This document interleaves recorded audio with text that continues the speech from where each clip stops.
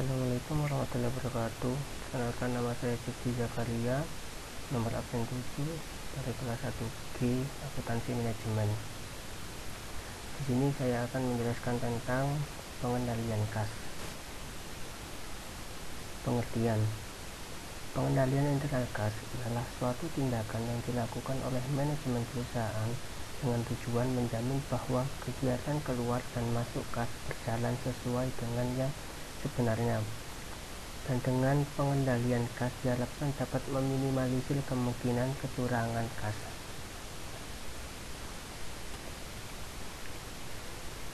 Tujuan dari pengendalian internal kas adalah sebagai berikut. Yang pertama, adanya pemisahan tugas. Tindakan pengendalian internal kas yang dengan pemisahan tugas ini harus dilakukan dengan tujuan kas dapat lebih terjaga keamanannya dari segala persekongkolan atau kecurangan yang terjadi di dalam perusahaan. Kemudian yang kedua, semua transaksi kas diotorisasi dan dicatat dengan tepat. Pengendalian internal kas bertujuan supaya transaksi yang telah terjadi mendapat persetujuan dari pihak yang berwenang dapat dicatat dengan tepat sehingga manajemen dapat mengevaluasi semua informasi terhadap transaksi yang benar. Yang ketiga, meyakinkan adanya uang kas yang cukup. Dengan uang kas yang cukup, perusahaan dapat menggunakan uang kas tersebut untuk membayar utang yang telah jatuh tempo. Dan apabila terdapat kelebihan uang kas, maka perusahaan dapat menggunakan uang kas yang menganggur tersebut untuk investasi perusahaan. Jadi uang kasnya itu tidak menganggur dalam perusahaan, tapi diputar untuk mendapatkan laba kembali. Kemudian yang keempat, mencegah hilangnya uang kas akibat kecurangan. Dengan pengendalian internal kas, diharapkan segala penyalahgunaan kas dapat ditekan serendah mungkin. Pengendalian internal yang berfungsi dengan baik dan efektif akan membantu manajemen dalam mengambil keputusan.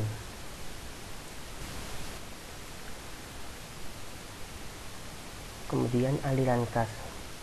Aliran kas terdiri dari dua jenis, yaitu pemasukan dan pengeluaran. Sehingga pengendalian internal dibagi menjadi dua jenis juga, yaitu pengendalian internal penerimaan kas dan pengendalian kas untuk pengeluaran kas sebagai berikut.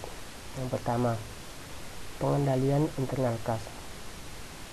Dalam jenis pengendalian internal kas ini, maka semua penerimaan kas harus segera dicatat pada saat terjadinya transaksi ataupun setelah terjadinya transaksi tanpa melewatkan satupun transaksi yang terjadi. Untuk menjaga keamanan keuangan perusahaan, maka sebaiknya semua penerimaan kas pada hari itu juga harus disetor ke bank dengan tujuan sebagai tindakan jaga-jaga agar kas tetap dalam keadaan aman. Tindakan pengendalian internal kas untuk pemasukan kas juga dilakukan dengan pemisahan fungsi antara petugas kasir atau petugas yang bertanggung jawab dalam penerimaan kas dengan mesin cash register. Yang kedua, pengendalian internal untuk pengeluaran kas. Dalam jenis pengendalian internal kas ini, tindakan pengendalian internal untuk pengeluaran kas dilakukan dengan penggunaan cek untuk kegiatan pengeluaran kas, kecuali pengeluaran yang jumlahnya kecil yang tidak efisien. Jika dilakukan menggunakan cek, dapat dilakukan dengan menggunakan dana kas kecil. Penggunaan cek harus ditandatangani minimal 2 orang pejabat, dan cek yang batal digunakan atau salah tulis harus diarsipkan dengan rapi dan sebaiknya diberikan cap lunas untuk bukti yang cek sudah dikeluarkan.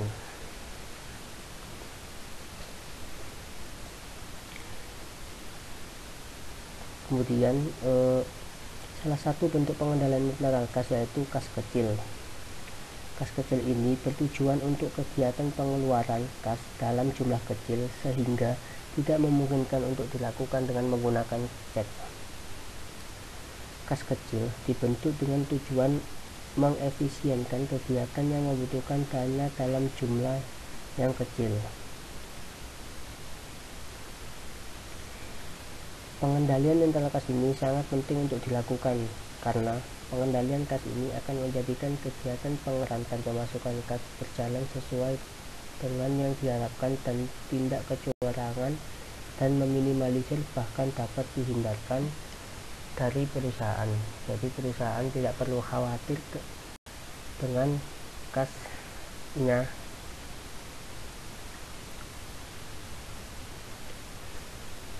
Kemudian unsur-unsur pengendalian internal. Yang pertama, lingkungan pengendalian. Lingkungan pengendalian suatu perusahaan mencakup seluruh sikap manajemen dan karyawan mengenai pentingnya pengendalian yang faktornya antara lain dipengaruhi oleh falsafat dan gaya operasi manajemen. Selain itu, struktur organisasi usaha yang merupakan kerangka dasar untuk perencanaan dan pengendalian operasi juga mempengaruhi lingkungan pengendalian. Kebijakan personalia meliputi perekrutan, pelatihan, evaluasi, penetapan gaji, dan promosi karyawan juga mempengaruhi lingkungan pengendalian. Kemudian, penilaian risiko. Semua organisasi menghadapi risiko.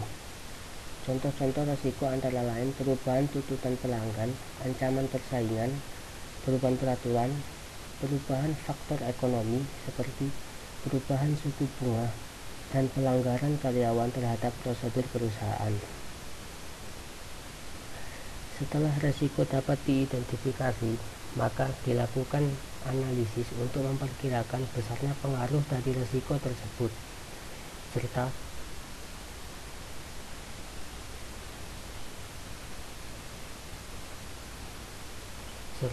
tingkat kemungkinannya terjadinya dan menentukan tindakan-tindakan untuk meminimumkannya. Kemudian, prosedur pengendalian. Prosedur pengendalian diterapkan untuk memberikan jaminan yang wajar bahwa sasaran bisnis akan tercapai, termasuk penggelapan. Di antara prosedur-prosedur itu adalah 1. Pegawai yang kompeten, perputaran tugas dan cuti wajib. 2. Pemisahan tanggung jawab untuk operasi yang berkaitan, seperti penerimaan kas, orang yang menerima kas dengan orang yang melayani itu harus dipisah karena untuk tanggung jawab masing-masing. Kemudian pemisahan operasi,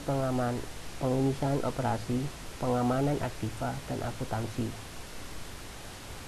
Yang keempat, prosedur pembuktian dan pengamanan. Kemudian pemantauan terhadap sistem pengendalian internal akan mengidentifikasi di mana letak kelemahannya dan memperbaiki efektivitas pengendalian tersebut. Kemudian informasi dan komunikasi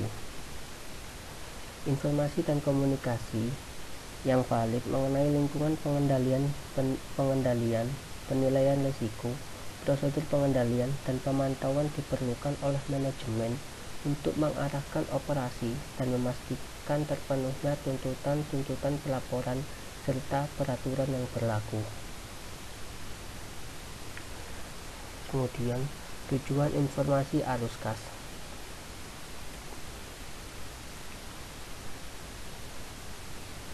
Salah satu tujuan utama dari pelaporan arus kas adalah memberikan informasi yang akan membantu investor atau kreditur meramalkan jumlah kas yang mungkin mereka terima dalam bentuk dividen, bunga, dan pembayaran kembali utang pokok, dan membantu mereka mengevaluasi risiko yang mungkin terjadi.